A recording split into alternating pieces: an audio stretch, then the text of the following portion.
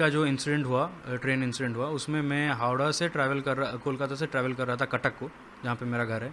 कोलकाता में मैं अपने पीएचडी रिलेटेड काम के लिए ही गया था, सैंपल कलेक्शन के लिए। मेरा फील्ड है सुंदरबन फॉरेस्ट रिजर्व। तो मैं वहाँ से जब लौट रहा था था, इसलिए हमें ज़्यादा कुछ फेस नहीं करना पड़ा। और कोरोमंडल एक्सप्रेस अराउंड 6:35 के आसपास एक बहुत ज़ोर का आवाज़ आया। तो हमें लगा कि कुछ इंसिडेंट हुआ है, कुछ एक्सीडेंट हुआ है, हमें लगा। तो 6:30 के आसपास हमें जब ये साउंड हुआ तो हम तुरंत ही उतरने के लिए रेडी हो गए कि कुछ इंसिडेंट हुआ, अगर डिरेल हुआ होता तो हमें जल्दी से निकलना पड़ेगा। जब हम कोच का गेट खोले, जब हम देख रहे बाहर, तो बाहर देख रहे हैं कि 2-3 कोचेस और गिरे पड़े हैं। ये जो कोचेस थी, यहाँ से लगभग 250 से 300 लोग वहाँ पे थे, और वो सब निकल के हमें मदद के लिए बोल रहे थे। हमें ये नहीं पता चला कि ये जो कोचेस है ये हमारे ट्रेन की कोचेस है या फिर किसी और ट्रेन की कोचेस है। तो हम करीबन 10-15 लोग थे जिनका कुछ हुआ नहीं था। हमारा जो कोच था वो सबसे सही था, कोई डैमेज नहीं हुआ था उसमें। तो जब उस कोच के लोग आके मदद के लिए मांग रहे थे, तब हमें पता चला कि वो सारे कोचेस थे यशवंतपुर एक्सप्रेस के लिए, जो हावड़ा जा रही थी। तो तब पता चला कि अच्छा नहीं, हमारी ट्रेन का कुछ नहीं हुआ है, दूसरे ट्रेन का कुछ हुआ है। ऐसे में तुरंत ही हमने वहाँ पे इमरजेंसी सर्विसेज को कॉल लगाया और पुलिस को भी फ़ोन लगाया। इसी बीच में वहाँ पे हम जो लोग तकलीफ़ में थे उनको पानी वानी दिया। फिर जो बेडशीट है रेलवे का, उसको हमने चीर के एक मेकशिफ्ट बैंडेड बना के बैंडेजेस कराए लोगों के, क्योंकि सारे लोगों का बहुत ज़्यादा खून निकल रहा था। किसी का सर फटा हुआ था, किसी का हाथ कटा हुआ था। ऐसे में जितना हो सका हमने मदद की। अब क्या होता है कि जब एम्बुलेंस सर्विसेज आने लगते हैं, एम्बुलेंस हमारे तरफ ना आके हमारा जो कोरोमंडल एक्सप्रेस था, क्योंकि मैं पीछे था, कोरोमंडल एक्सप्रेस के जो सामने की तरफ है, जहाँ पे सामने उस तरफ जा रहे हैं एम्बुलेंसेस। अब हमें ये नहीं पता चला कि एम्बुलेंस अगर आ रही हैं तो यहाँ पे एक्सीडेंट हुआ है, वहाँ पे क्यों जा रहे हैं। हम धीरे धीरे करके 4-5 लोग आगे की तरफ बढ़ने लगे। तब हमने देखा कि कोरोमंडल एक्सप्रेस का तो और भी ज़्यादा हालत ख़राब था। अब क्या हुआ था कि कोरोमंडल एक्सप्रेस जो है वो किसी कारणवश डिरेल हो गया था। अब डिरेल होने के बाद बगल में एक लूप ट्रैक होता है जो कि डिफंक्ट होता है, इनएक्टिव होता है। वहाँ पे एक गुड्स ट्रेन पार्क था, तो वो गुड्स ट्रेन से जाके टकराया है। ये बात हमें बाद में रेलवे ऑफिशियल्स ने बताया कि गुड्स ट्रेन से जाके टकराया, फिर कोरोमंडल एक्सप्रेस का इंजन या फिर गुड्स ट्रेन का कोई कोच जाके बगल वाले जो यशवंतपुर एक्सप्रेस जो जा रहा था हावड़ा की तरफ, उससे टकरा गया। अब ये हावड़ा के यशवंतपुर एक्सप्रेस का जो 3 कोच था, ये तीनों के तीनों जनरल बोगीज थे। उसमें बहुत ज़्यादा कैजुअलिटीज हुई।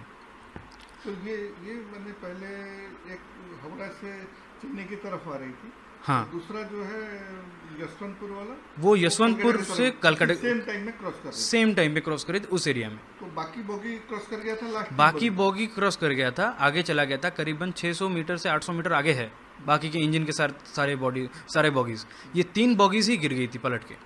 अब क्या होता है कि जब हम कोरोमंडल एक्सप्रेस के सामने की तरफ जाते हैं, हम देखते हैं कि उसका जो इंजन है वो करीबन 3-4 महले के ऊपर हाइट पे चला गया है।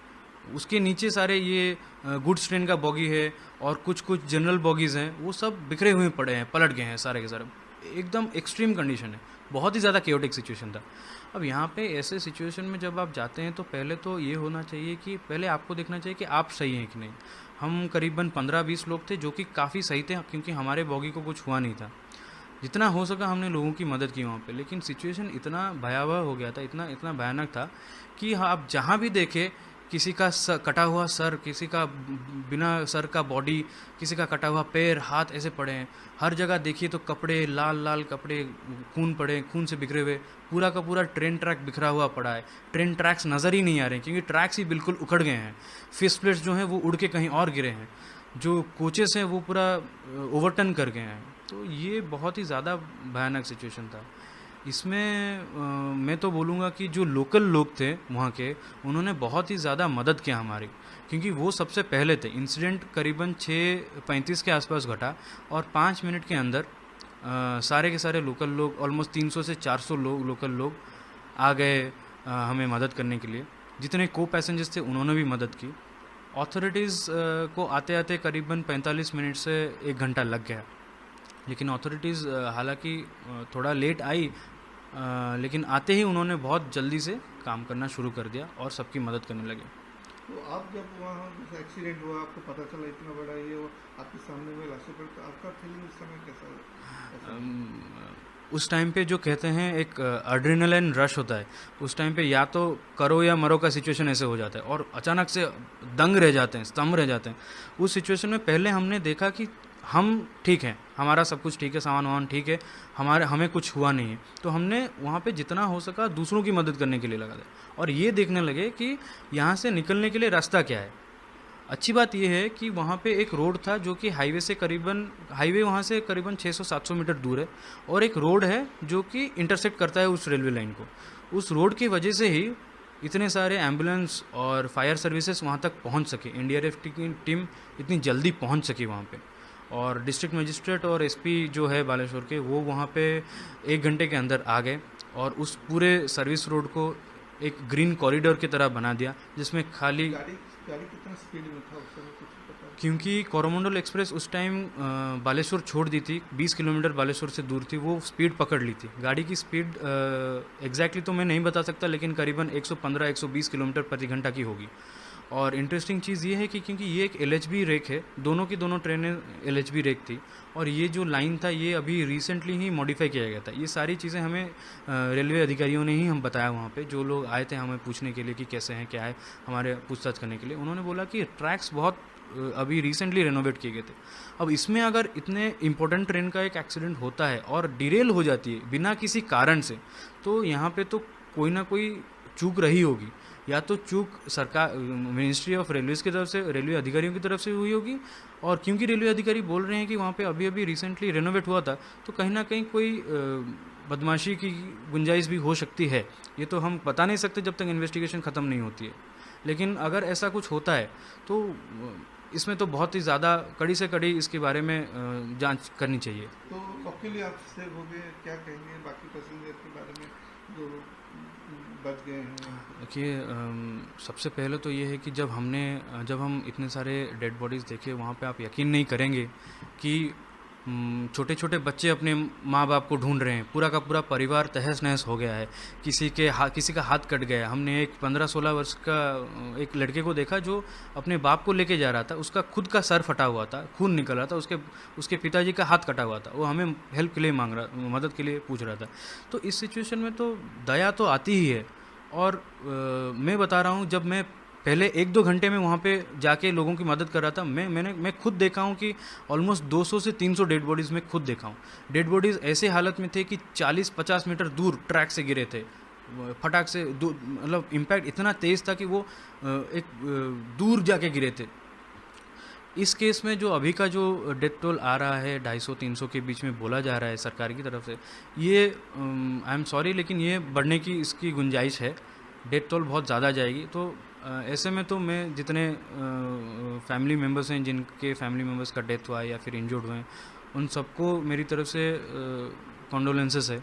और ऐसे में सरकार एटलीस्ट इतना तो करना चाहिए कि ये जो 300-400 लोग मरे हैं, इनके जान के खातिर ढूंढना चाहिए कि एक्चुअल में रीज़न क्या है और जिसकी गलती है। लेकिन इतने लोग, ज़्यादा जो लोग मरे हैं, इसका कारण क्या है? जो जनरल बोगी था सब, जो सामने की तरफ जितने थे वो सारे जनरल और स्लीपर बॉगीज थे। अब इम्पैक्ट इतना तेज़ हुआ था, हालांकि हम इतने पीछे थे और हमें ज़्यादा साउंड पता नहीं चला, लेकिन सामने के जो जनरल बॉगीज थे उनमें लोग तो यूजुअली ओवर क्राउडेड होते हैं। और इंटरेस्टिंग चीज़ ये है कि ये जो कोरोमंडल एक्सप्रेस है, ये यूजुअली बालेश्वर की तरफ जो वर्किंग लोग होते हैं वो शाम का ट्रेन ये वाला ले लेते हैं, जनरल बॉगीज़ में चढ़ जाते हैं, ताकि उनका घर भद्रक होता है, कटक होता है, भुवनेश्वर, वहाँ तक वो जनरल बॉगीज़ में आ जाते हैं। ये इसलिए बहुत ज़्यादा क्राउडेड होता है जनरल और स्लीपर बॉगीज़।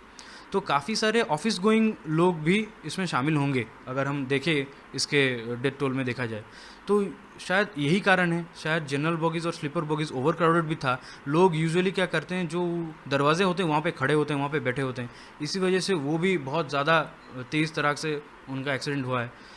लेकिन एक चीज़ बताइए, जैसा आप उतर गए गाड़ी से, आपको जी तो पहले पता ही नहीं चला क्या है, इतने लोग जब देखे जी। और आप बच गए, तो आपको कैसा उस समय फीलिंग है?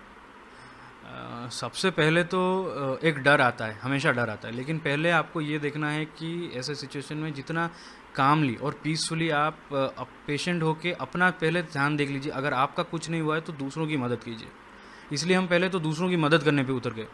अब दूसरों की मदद करते करते जब अथॉरिटीज़ आ गए तो हमें पता चला कि चलिए अब अथॉरिटीज़ ये इस काम संभालेंगी। तब हमने ये देखा कि हम यहाँ से कैसे निकले, और निकलने के लिए पुलिस ने हमारी बहुत सहायता की है, लोकल्स ने हमारी बहुत सहायता की है। तो एक वहाँ डर, से आप कैसा है?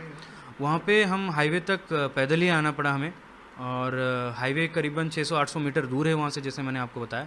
एक बार जब हम हाईवे पे आ गए तो मैं अपने घर पे कॉल कर दिया था, एक्सीडेंट होने से तुरंत बाद कॉल कर दिया था। तो मेरे पिताजी एक प्राइवेट कार का आयोजन करके वहाँ पर गए थे, और मैं तुरंत वहाँ